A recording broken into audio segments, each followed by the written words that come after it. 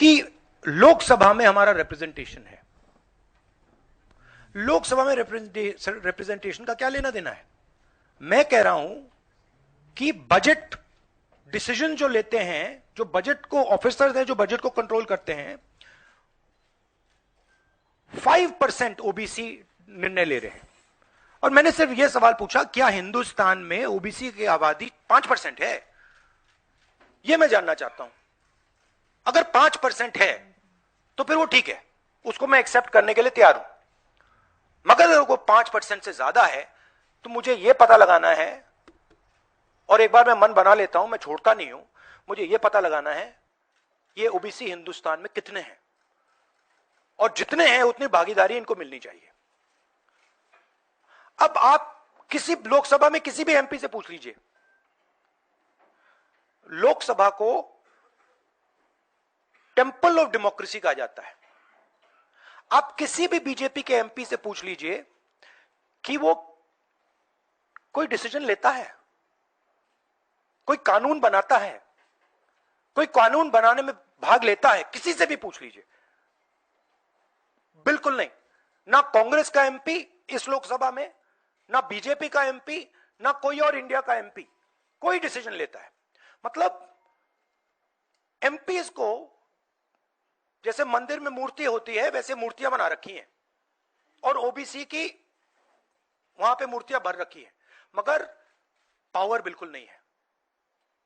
देश को चलाने में कोई भागीदारी नहीं है। यह सवाल मैंने उठाया है कि क्या, और हर ओबीसी युवा को यह समझना है कि क्या आपको इस देश को चलाने में भागीदारी मिलनी चाहिए, हां या ना? अगर मिलनी चाहिए तो क्या आपकी आबादी 5% है, हां या ना? यह सवाल है। और डिस्ट्रैक्शन इस बात से हो रहा है, बीजेपी को ये जो 2 पॉइंट्स हैं, महिला आरक्षण वाले, डिलिमिटेशन और सेंसस, इनको हटा देना चाहिए और एकदम महिलाओं को जो इज्जत मिलनी चाहिए, जो रिस्पेक्ट मिलनी चाहिए, जो भागीदारी होनी चाहिए, उनको एकदम वो कर दें। और कास्ट सेंसस का जो हमने डेटा निकाला था उसको पब्लिक कर दें, तो सारे हिंदुस्तान के ओबीसी युवाओं को पता लग जाए वो हैं कितने, और नया सेंसस कास्ट बेसिस पे करें। Thank you. और प्रधानमंत्री को अपने अगले भाषण में यह कहना है, यह समझाना है देश को कि हिंदुस्तान के सबसे जरूरी 90 अफसर जो हैं उनमें से सिर्फ 3 ओबीसी क्यों हैं? यह मेन सवाल है। और मैंने दलितों और आदिवासियों की बात ही नहीं की अभी। अंग्रेजी में कह देता हूं। The BJP came up with the idea of a special session. We appreciated that idea. With a lot of fanfare and pomp, we moved from the old building to the new building. The Prime Minister, in a very dramatic gesture, carried the Constitution of India from the old building to the new building. And he said that he is passing a very important law. And we agree with him. Women's reservation is a central step in the empowerment of the women of India, and it is a critical step. But when we read the fine print, we found something very interesting. 2 little subtexts were there. Number 1, this will be done after delimitation. Number 2, this will be done after census. What it means is this bill will be implemented a decade from now. It is not going to be implemented today, and every woman in India should understand this. It is not going to be implemented today, it's going to be implemented, if it is implemented, 10 years from now. So this is a diversionary tactic. It's a way of making everyone's attention move away. The question is, what are they moving away from? And the answer is the caste census. And I'd like to explain why. In my research for my speech, I looked at how many officers in the government of India, the senior most officers or secretaries, how many secretaries in the government of India come from the OBC community? How many come from the Dalit community? How many come from the tribal community? And I was shocked to find that 5% of the secretaries of the government of India, 3 officers in the government of India secretary level are OBC first. And then I asked another question, what budget do they control? And they control 5% of the budget. OBCs, Dalits, tribals, all put together control 6% of the budget. Tribals control 0.1 something of the budget. So this is a shocking finding. And I said this in Parliament. My point being that are the OBCs 5% of India? Is that the amount of participation we want of the OBC community? So the central question is, how many OBCs are there in India? How many different communities are there in India? If we want to distribute power to the people of India, we have to know this number. Otherwise, we are working without data. And so I placed this on the floor of the House and I said, look, please tell us how many OBCs. We have the data. I know, because the government of India has already done the census and all this data is available. Why is the Prime Minister not releasing this data? And second, what is this delay in this census?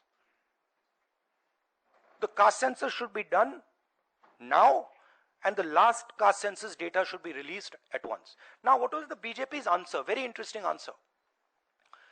That it doesn't matter how many OBCs are in the government of India. What matters is that we have MPs and MLAs who are OBC. No, that's not the point. Because you can ask any MP or any MLA how much they participate in lawmaking, how much they participate in how the money in India is spent, they will tell you there's no participation. So it is almost as if they keep placing these OBC MPs into the Vidhan Sabha from one side and taking away the real power of the OBCs from the other side.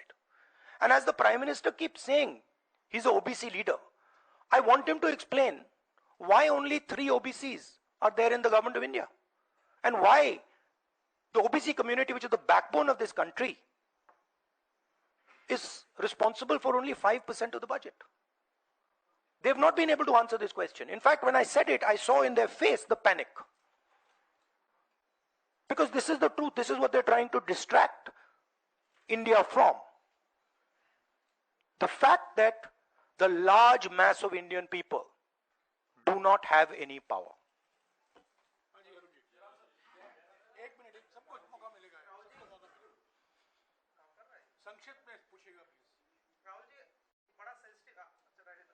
नहीं काम कर रहा। Hello Rahul ji, बहुत sensitive मुद्दा है ये reservation. आज से नहीं, जब से ये अस्तित्व में आया, आपने पेंडोरा बॉक्स एक तरह से उसको टच कर दिया। आप कल ये बात कह चुके अपनी स्पीच में कि भाई ये दो सरकार तो नहीं दे रही, सरकार ने तो पास करा दिया बिल। अब सवाल उठता है आपका, क्या आप आगे चल के सरकार में भी, जैसे सेक्रेटरीज हैं, सरकार में भी और महिला आरक्षण में भी ओबीसीज के लिए अलग से व्यवस्था करने वाले? देखिए, सिंपल बात, स्टेप बाय स्टेप करना है। आपको चोट लगती है तो एक्सरे होती है, पता लगाना पड़ता है कि स्ट्रक्चर में कमजोरी कहां है, हड्डी कहां टूटी। मैं सिर्फ एक बात कह रहा हूं, पहला कदम एक्सरे है कि हमें पहले कास्ट सेंसस के माध्यम से हिंदुस्तान का एक्सरे करना है कि भैया हैं कितने लोग, ओबीसी कितने हैं, अलग अलग कम्युनिटीज कितनी हैं, ट्राइबल्स कितने, ये पहले टेबल पे तो रखो। डिसीजन लेने से पहले अगर हम अपने सामने डेटा ही नहीं रखेंगे तो डिसीजन कैसे लेंगे? वो तो आपने बात की बात की, मगर पहले हमारे सामने डेटा रखो। डेटा रखोगे मैं आपका जवाब दे दूंगा, आज तो डेटा ही नहीं है। दूसरी बात, मैंने अपने भाषण में कहा कि आजादी की जो मूवमेंट थी वो एक शुरुआत थी। Distribution of power, transfer of power to the people of India, Hindustan के लोगों को पावर ट्रांसफर करने का पहला बड़ा कदम था। उसके बाद हमने और कदम लिए हैं। कास्ट सेंसस से जो डेटा निकलेगा वो हिंदुस्तान की जनता को और पावर ट्रांसफर करने का तरीका है। मैं कह रहा हूं कि हिंदुस्तान के जो ओबीसीज हैं, दलित्स हैं, ट्राइबल्स हैं, बाकी लोग हैं, महिलाएं हैं, उनको हमने ट्रांसफर ऑफ पावर करना है। उनके लिए हमें पावर ट्रांसफर करना है, उनके हाथों में पावर डालनी है। फाउंडेशन वो है और कास्ट सेंसस की जरूरत है, क्योंकि उसको समझे बिना हम ये कर ही नहीं सकते। हाँ, एक मिनट प्लीज, अरे रमन जी रुक जाओ प्लीज। हाँ, वन सेकंड। हाँ, तो कांग्रेस नेता राहुल गांधी की प्रेस कॉन्फ्रेंस को आप सुन रहे थे। क्या कुछ उनकी तरफ से कहा गया? महिला आरक्षण को आज ही लागू किया जा सकता है, राहुल गांधी ने कहा। सरकार सिर्फ ध्यान भटकाने की कोशिश कर रही है, सिर्फ ध्यान भटकाने का प्रयास है सरकार का। पीएम मोदी ने ओबीसी के लिए क्या किया, राहुल गांधी ने सवाल किया। महिला आरक्षण बिल में 2 कमियां हैं, राहुल गांधी ने कहा। सरकार के 90 सचिवों में सिर्फ 3 ओबीसी क्यों हैं, सवाल राहुल गांधी ने पूछा। उन्होंने देश में ओबीसी की जनगणना होनी चाहिए।